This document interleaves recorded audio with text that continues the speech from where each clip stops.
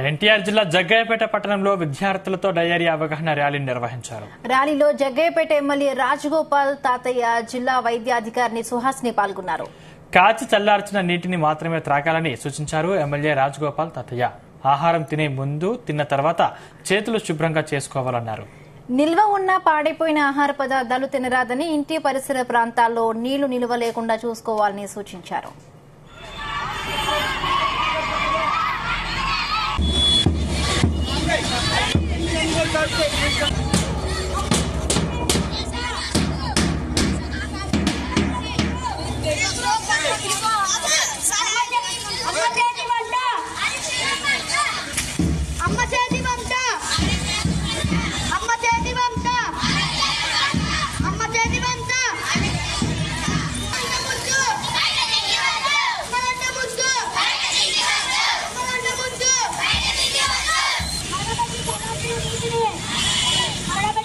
రాష్ట్రంలో అదేవిధంగా జగ్గయ్యపేట చుట్టుపక్కల కూడా డయేరియాతో ఇబ్బంది పడతా ఉన్నారు.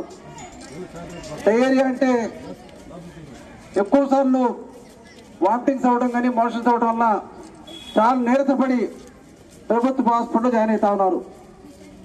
దానికి కారణం ఏం చెప్పని అవగాహన కోసం ఈరోజు పిల్లలతో ఈ యొక్క కార్యక్రమం చేపట్టాం. ఇందాక డాక్టర్ చెప్పినట్టు తప్పకుండా ప్రతి ఒక్కరు కూడా త్రాగునీటిని మరగబెట్టి తాగాలి. అదేవిధంగా ఇంట్లో వండిన వంట తప్ప బయట తిండి తినకూడదు. దానివల్ల అనారోగ్యానికి గురవుతా ఉన్నారు. అదేవిధంగా పరిశుభ్రత పాటించాలి. ఎక్కడైతే పరిశుభ్రత లేదో అక్కడ అనారోగ్యానికి గురవుతాము.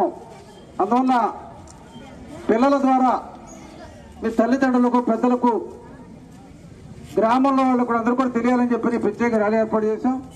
ఇది మరి పాత్రికేయులు కూడా దీన్ని హైలైట్ చేస్తూ ఈ మధ్యకాలంలో మన ప్రాంతంలో డయేరియా కేసులు ఎక్కువ ఉన్నాయి కాబట్టి తీసుకోవాల్సిన ప్రికాషన్స్ కూడా పత్రిక ద్వారా తెలియజేస్తే చాలా మంది ఫాలో అవుతారు.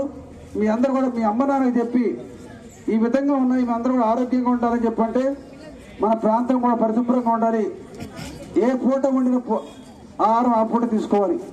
అందువల్ల అందరూ ఆరోగ్య సూత్రాలు పాటించాలని